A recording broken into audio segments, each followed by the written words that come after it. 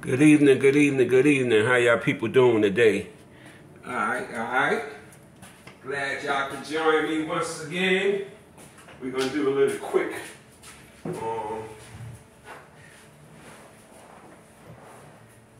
topic on your boy Petty Brian Gibbs. The cat was always a petty cat. You know, he came out of the house like in 85, he got out of the house. What did he born in 63? 73?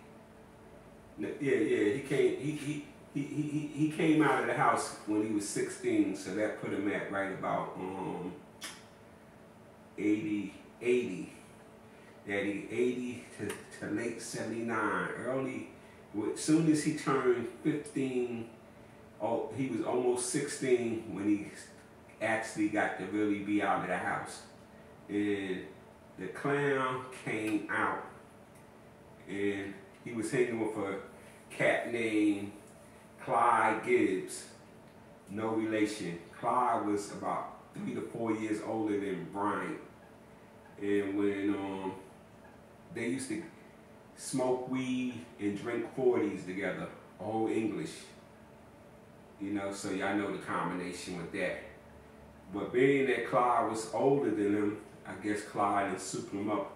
Yo man, we can make some money, get some beer and some weed. You know, all you gotta do is have a little heart.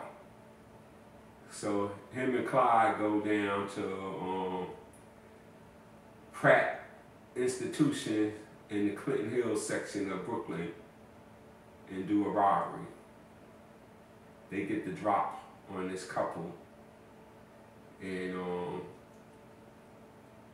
get locked up. Anti-crime unit is in the area because it already been having some robberies going on around there. And I mean, first time out, first time get popped. You think the clown would have learned his lesson. So he had $1,000 bail because it was an armed robbery and they had a BB gun.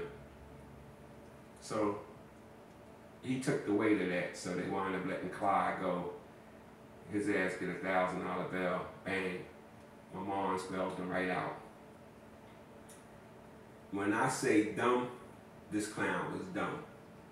The very next week, the boy gets arrested again for another robbery. And he get locked up again for armed robbery. So don't you know, between the two robberies, their net profit was going to be $25. I mean, you think he would have quit right then and there. But no, this clown didn't.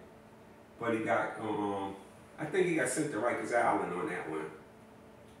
And he on the phone every other day calling my mother talking about, Mom, they're gonna hurt me in here.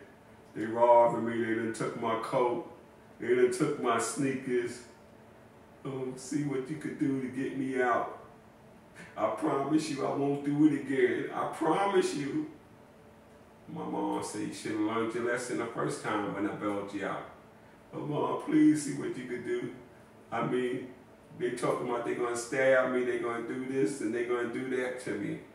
And you know, after a week or so, my mom put together some more money and bailed the clown out. So you know, the clown laid low for about a month, stayed in the house after school. I think he was going to Jefferson at the time. Thomas Jefferson High School on Pennsylvania Avenue in Brooklyn, you know. So after he gets out and was in the house for a while, he comes back out to go to school and, you know, he started hanging out, you know, with me a little bit. But then when I wasn't around here, hang out with some of the older guys I used to hang out with. And this dumbass started being petty again. We used to live over there at Cypress Hill Project, so when you walk a couple of blocks up, you'll come to Euclid and Pitkin. On Pitkin Avenue, they had the Green Line bus. The Green Line bus was called the Q7, the Q8, and I think one more. But I know he jumped on one of those buses one day with a couple of guys going out to Queens and robbing people for their shoes and sneakers. Now this is outside. He's out there in the free world, and he's robbing people for their British Walker, Wallabies, or Pumas. I mean, just stupid, petty for nothing. You understand? When I said dumb criminal, he always was dumb. He used to do a whole bunch of dumb shit. I mean, I think he done told y'all the story about how he used to go to redirection, and they came across this young lady named Gloria, and she had a watch, and they passed it around between him, Tut, and Domino. And whoever, I think it was Tut who ran off with the watch. But another petty move. 3 people getting down on one watch, but they got $300 a piece. I mean, $300 in total. The watch probably was worth for G.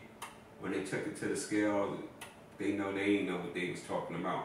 So they gave them $300 to $400, but they got to split it 3 ways. Who the hell does that? Who the hell does that? You know who? Your boy, Petty Brian. You know, and then I think before he wound up getting sent away to jail, I was already in jail at the time.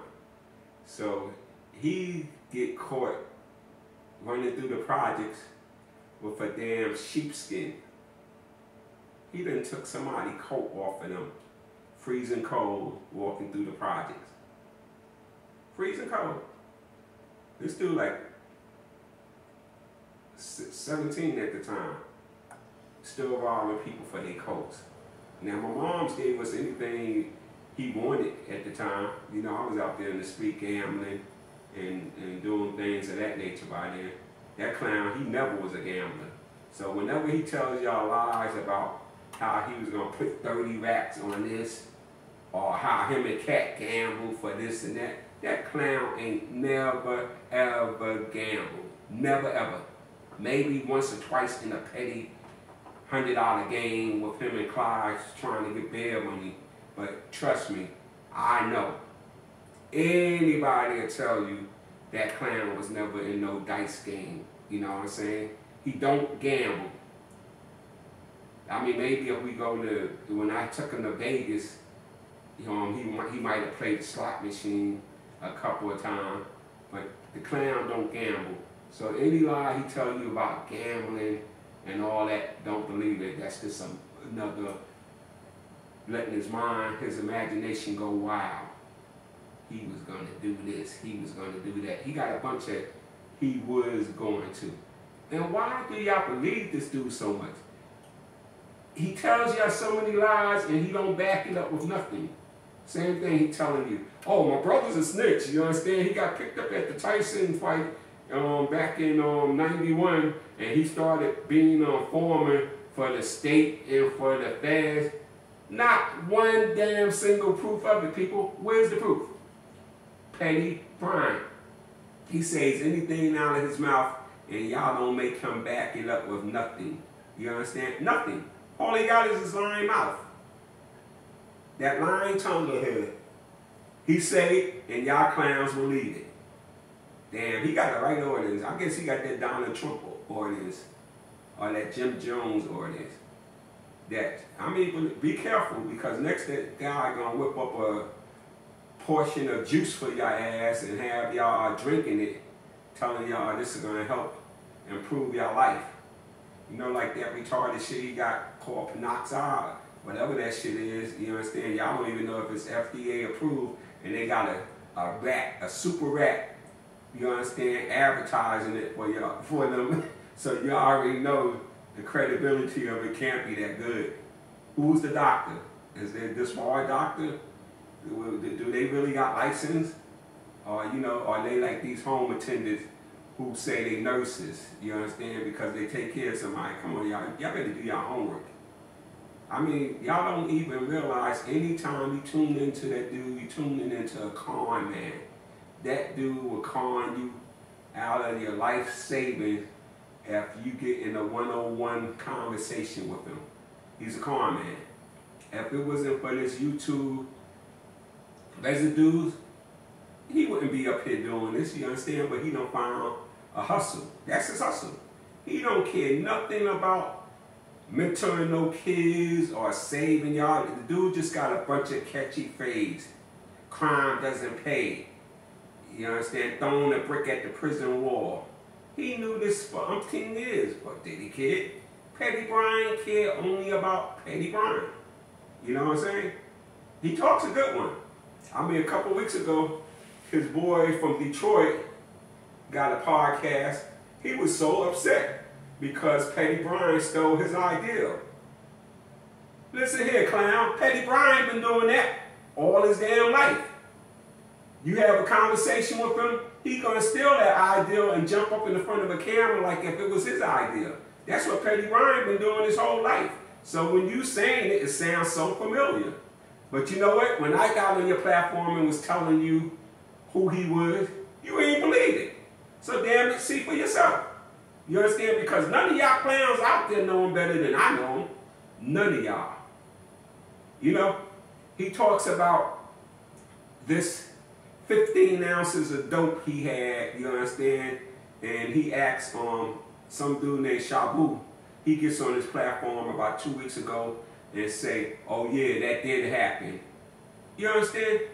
And like I told Shabu, because he inboxed me later on and gonna tell me, oh, he didn't mean, yo bro, you talking about something that happened in late 87, 88, before March.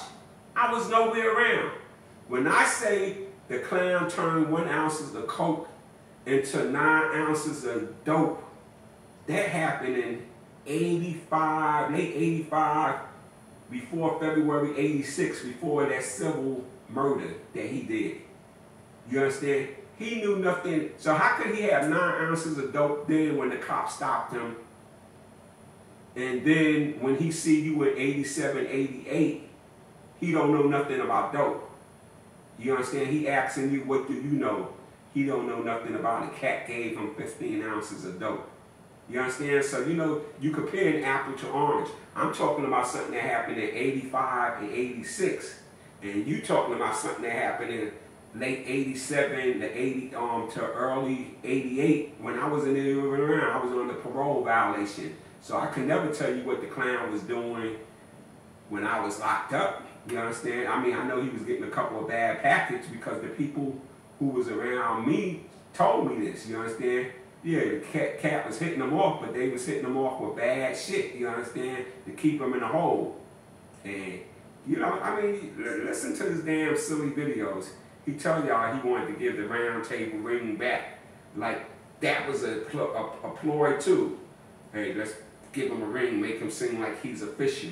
He's down with the crew, you understand? In all reality, that was just to boost his head up, to make him think he's somebody, you understand? And like I say, he always tried to outdo people. You know, you got that sibling who always, you get a car, they gonna try to get a better car. You get a house, they gonna try to get a better house. You understand? That's that clown right there. That's how he got caught up in that queen shit, trying to be bigger and better than his brother.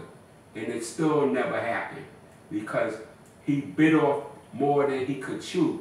And that dude Cat gave him a position because he was thinking that that cat was us. He was thinking he was part of me and my partner team, you understand? So he done heard shit about us doing good things. So he thought this jackass came from that. And he didn't, you understand? Always was petty, you know, always. I mean, He told y'all a story about how him and the 18 went over on Fountain Avenue and took over the block. You understand? So why did this clown only wind up with 2 to 3 days a week for 4 hours a day? Because he was a nobody. He was a nobody. It's 24 hours in a day. Y'all took over a spot that generates 24 hours a day and you get 12 hours a week. You's a worker. You always was a worker. You's a flunky. Petty Brian, he's a flunky. You know, I mean, where's the pictures from back then of the car and the jewelry you was wearing back then? Where is it, Brian? Oh, your camera was broke. You wasn't photogenic. You could show us some clothes. I know you had clothes back then because that's all you did, buy clothes. You understand? That's what your budget allowed. You know, from a half an ounce to an ounce. You understand? of cocaine. So you wasn't making no real money. You was making enough to piece off your partner tuck. You understand? And hit off Rob. You know. You remember that? I do. So you ain't never been no big time kingpin. And in '87, you had a spot after you got out of the thing in Coney Island. That's the only spot you ever really had that was yours. The only spot. Out there in Coney Island projects. I think the Marlboro projects. And what was your top day out there? 1,000, 1,500 daily. So, you know, until you got down with Cat, and he finally gave you an opportunity to collect money from his spot. And that's where you get this crazy notion when the Fed say it was making 40,000 a day. Now it's you who making 40,000 a day. Boy, that big head of yours, imagination go boom. Way out there. That shit is way out there. But your dollar was real low. You understand? Real low. How come you ain't that? What dealership you ever bought a brand new car from, Brad? What brand new car did you ever bought up until this day, Brian? I'm waiting. See, you tell all these stories and change up the word. My decked out Seville. A 1976 you driving around in 86.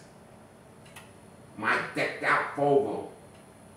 A 1984 Volvo that you're driving around in 1988. I forgot what year that Cherokee was, that burgundy Cherokee. You know, but I know it was some years old. But you ain't never ever had no brand new car. Unlike your Bubba. Unlike your Bubba, you understand? What he had? A 1987 260E in 88. An 85 Jaguar in 88. Shit, we could go. A brand new Jeep Wrangler in 89. A Toyota 4Runner in 90. A Land Cruiser. A Lexus Land. A BMW 525 Series. A beige one and then a burgundy one.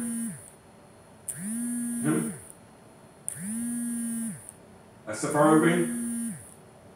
I mean, shit, I keep going on. All these brand new cars, too. Brand new, out of the lot, dealers. You understand? Now, what kind of cars you had lately? I mean, then, come on. And help me understand. What house did you ever live in that was in your name or had your name on the title?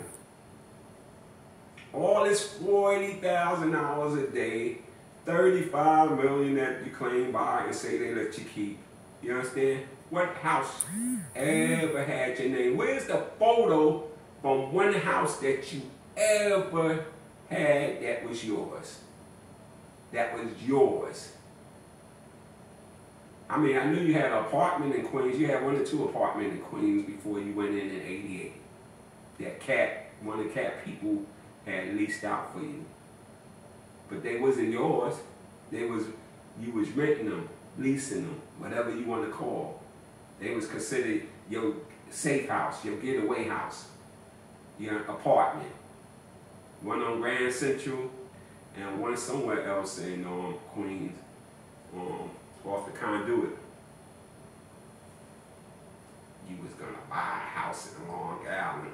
Everything you was gonna get plastic surgery. You was. You know, you was trying to get your fingerprint done. You was.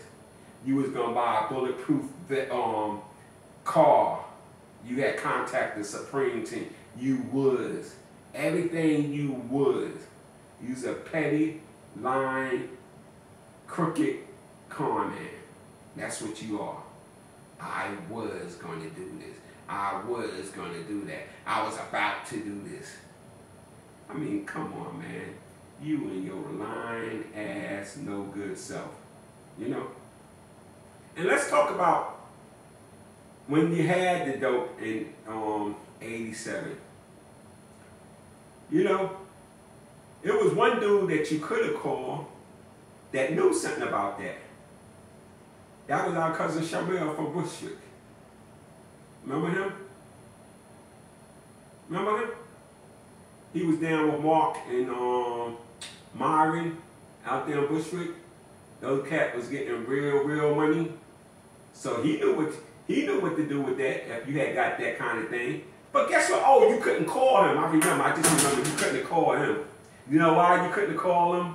Because back in '85, your jealous, petty ass robbed him when he came around on the Suzuki bike, you understand, with his, you know, decent side medallion on, you know, dog chain, decent side medallion, and I think a ring. Your clown, petty ass robbed him. He coming through the visit, and you robbed him. You and your man. Petty ass person. A family member can't even come around because you robbed him. But your mother had a saying about you a long time ago. You miserable and you want everybody around you to be miserable. Who knows you better than your mother? Who knows you? Hey, you know what just came back to my mind with that story?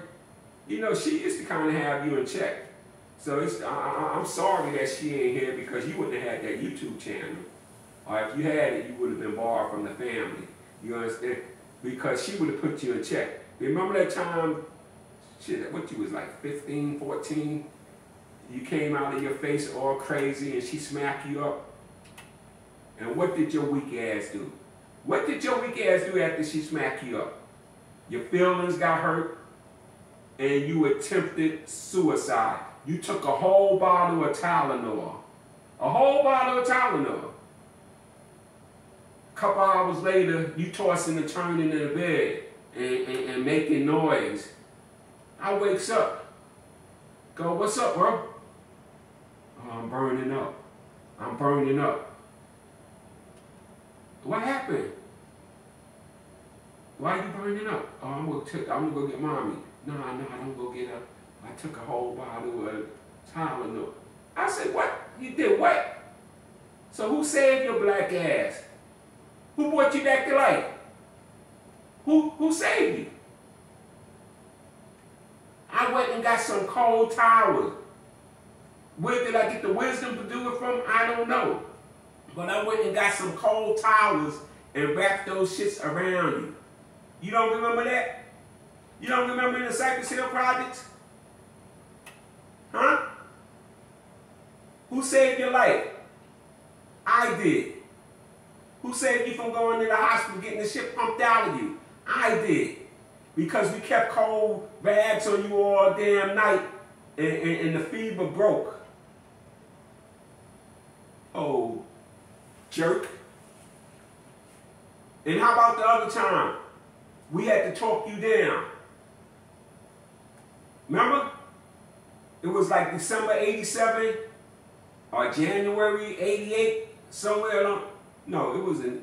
No, back up. Let me back up. It was like 89. It was like 89 sometime.